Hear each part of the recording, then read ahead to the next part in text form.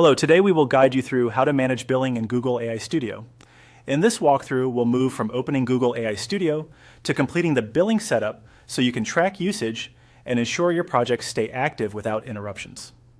Before you begin, make sure you're signed in with the correct Google account and that you have a stable internet connection.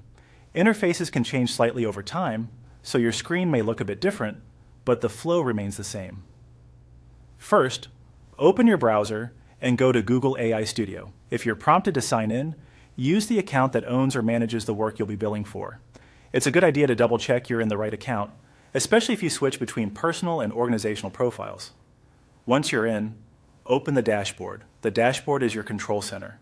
It gives you a snapshot of activity and a direct path to key administrative areas, including billing. Take a moment to orient yourself. Knowing where things live on this page will make ongoing management much smoother. Next, head into billing.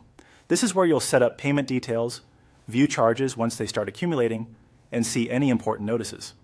If you haven't configured billing yet, the page will prompt you to begin.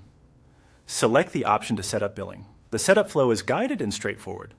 You'll be asked to confirm your country or region, choose whether the account is for an individual or a business, and provide payment information.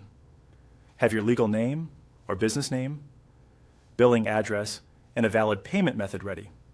In some regions, you might be prompted for tax details.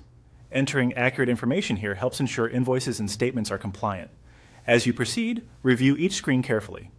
Make sure the currency and region are correct and that the address matches what your payment provider expects.